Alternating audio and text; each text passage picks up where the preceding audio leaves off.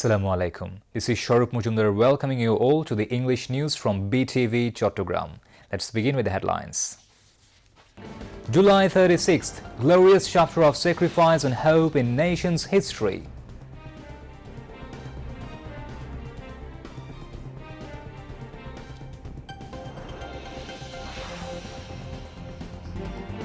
NCP to observe July March programs across country in phases marking anniversary of July Uprising.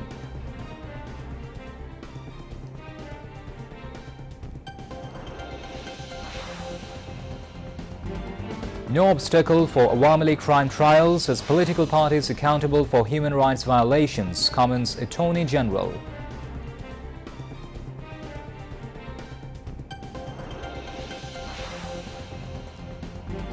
Muslim world to play historic role in future development and employment generation, remarks Environment Advisor Sayyid Rizwana Hassan.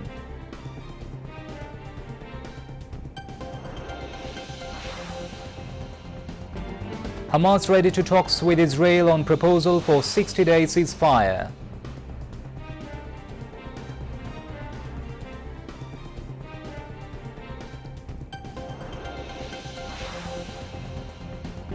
And Bangladesh set target of 249 runs against Sri Lanka in second of three-match series in Colombo.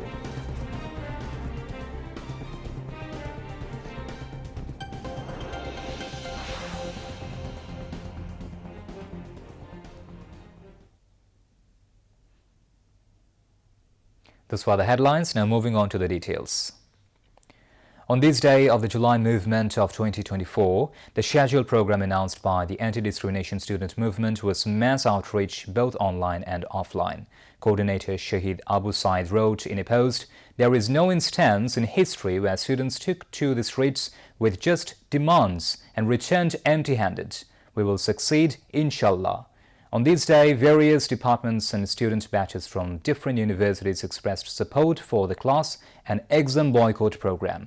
Although no central program was declared, student protests and road blockades demanding quota reform continued across Dhaka and the country.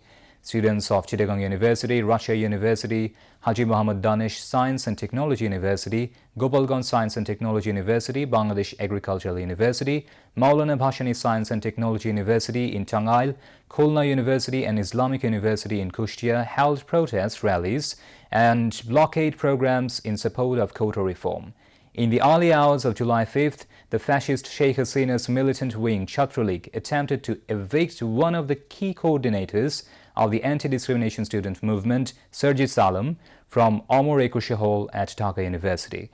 As the news spread rapidly through various university-based Facebook pages, groups and student posts, thousands of students rushed to Omar Ekushe Hall and built up a strong resistance. The University Teachers Association of Bangladesh and the White Panel, a group of BNP Jamaat-leaning teachers at Dhaka University, extended their support to the movement.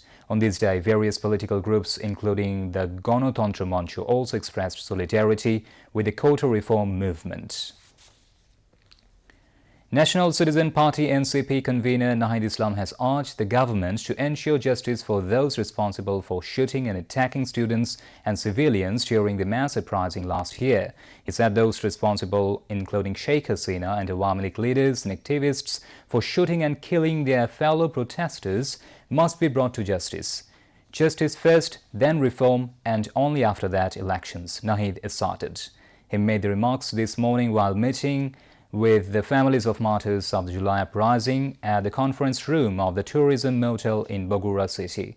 He emphasized that the government must ensure political, economic and social security for the families of those martyred and injured during July Uprising. Later, a procession started in front of Bogura Colony Polytechnic and ended at Shatmatha, where a street rally was held on an open stage. NCP Senior Joint Convener Shimanta Sharmin, Member Secretary Akhtar Hussain, Chief Organizer of the Northern Region Sarjis Alam, Chief Organizer of the Southern Region Hasnat Abdullah and other central leaders were present at the rally. Earlier, last midnight, Nahid Islam and other central leaders of the party attended another street rally in Dinajpur city as part of the July March campaign. Nahid Islam said that the main goal of the National Citizen Party is to resolve the problems of the people and to stand beside them.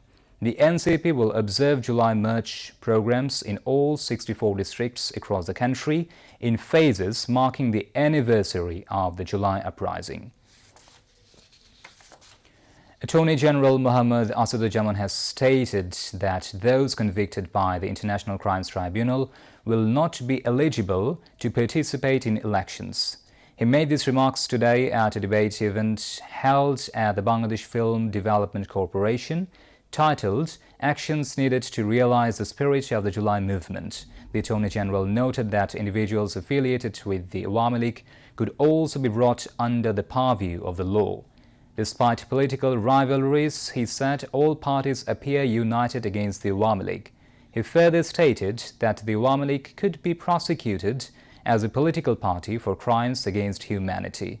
Regarding the recent wave of mob actions, the Attorney General commented that it should not be seen as a sign of distrust in the judiciary, but rather as an outburst of pent-up anger accumulated over the past 17 years. However, he also remarked that such anger is not appropriate. Remembering the martyrs of the July Uprising, he emphasized that Abu Said did not belong to any political party. The martyrs of July were not aligned with any political ideology. They took to the streets as victims of autocratic oppression. They were representatives of the people, he said. Advisor to the Ministry of Environment, Forest and Climate Change, Syed Rizwan Hassan, has said Professor Muhammad Yunus's 3-0 theory, if followed through social business, can enable the Muslim world to play a historic role in future development, environmental protection, skill enhancement and employment generation. She made the remarks at the opening ceremony of the International Social Business Summit 2025, organized by the Social Agency for Welfare and Advancement in Bangladesh, held at a hotel in Dhaka today. At the summit, Turkey's Deputy Minister of Youth and Sports, Dr. Halis Yunus Ezroj, stated that Professor Yunus's 3-0 theory is already being adopted in Turkey's social business sector. Under the current government's supervision, a credible election will be held in Bangladesh, he also hoped. Grameen Bank Chairman Dr. Abdul Hannan Chaudhary remarked that the 3-0 theory will help build a new world by combating the adverse effects of climate change. A total of 11 countries, including host Bangladesh, are participating in the summit. A Memorandum of Understanding MOU was signed between the Ministry of Youth and Sports of Bangladesh and the World Ethno-Sports Union to promote traditional sports and cultural cooperation. The MOU signing ceremony was held at the headquarters of the World Ethno-Sports Union in Istanbul. The agreement was signed by the Youth and Sports Advisor of Bangladesh, Asif Mahmoud Shojib Bhuiya, and the President of the World Ethno-Sports Union, Nekmeddin Bilal Erdogan. Prior to the signing, the two leaders held a close bilateral meeting where they discussed the importance of traditional games in enriching civilizations and cultures and affirmed mutual cooperation in promoting indigenous sports.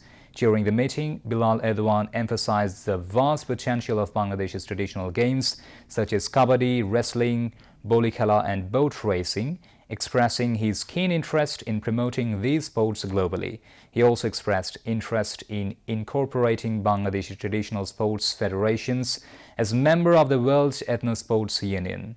The advisor praised the leadership of President Recep Tayyip Erdogan, especially for his moral stance on the ongoing genocide in Gaza and support for oppressed Muslim populations across the world.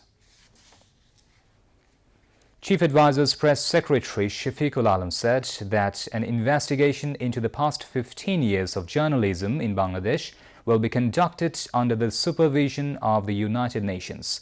He came up with information during a V-Exchange meeting organized by the Broadcast Journalist Center, BJC, in National Press Club today. Shafiqul Alam said that during the previous government regimes, journalists in Bangladesh were under state control. The interim government is now working to safeguard independent journalism and free it from such control, mentioning that steps have been taken to ensure no agency can intimidate the media, he said that currently the media operates independently with no interference from the government. The press secretary also noted that journalists' minimum monthly salary should be set at 30,000 taka. Now, international news. Palestinian group Hamas said it is ready to start talks immediately on a proposal for a 60-day ceasefire, which will allow the desperately needed aid for Gaza. Hamas ally Islamic Jihad said it supports plans for talks on a truce with Israel, but demanded guarantees that the process would lead to a permanent ceasefire. The announcement came after it held consultations with other Palestinian factions and before a visit on Monday by Israeli Prime Minister Benjamin Netanyahu to Washington, where President Donald Trump is pushing for an end to the war, now in its 21st month.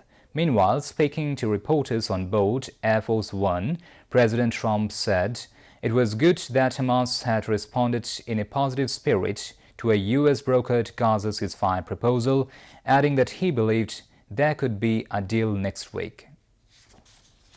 At least 35 Palestinians have been killed in Israeli attacks across Gaza since dawn. Among the dead are at least 7 people killed in a strike on tents housing displaced Palestinians in the Al-Mawashi area of southern Gaza and 5 people in a strike on the Al-Shafi school in Gaza City. Israeli forces again target people waiting for food and hospitals struggle to cope with the wounded. Israel's war in Gaza has killed at least 57,268 people and wounded 135,625.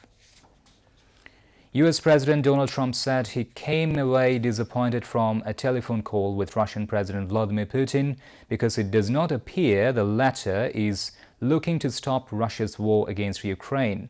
U.S. attempts to end Russia's war in Ukraine through diplomacy have largely stalled, and Trump has faced growing calls, including from some Republicans, to increase pressure on Putin to negotiate in earnest. Within hours of their concluding the call, an apparent Russian drone attack sparked a fire in an apartment building in a northern suburb of Kyiv, Ukrainian officials said, indicating little change in the trajectory of the conflict. A major search and rescue operation is continuing through the night in Texas after flash floods killed at least 24 people and left many girls missing from a Christian summer camp. There was little warning as the Guadalupe River rose 26 feet in less than an hour, and flooding that followed swept away mobile homes, vehicles and holiday cabins where people were spending the 4th of July weekend. Rescue crews are still searching for up to 25 children who were among the 750 girls attending the camp Mystic just outside the town of Kerrville, 104 kilometers northwest of San Antonio. A state of emergency has been declared in several countries where several roads have been washed away and phone lines are down. Texas Lieutenant Governor Dan Patrick said within 45 minutes the Guadalupe River rose 26 feet and it was a destructive flood, taking property and sadly lives.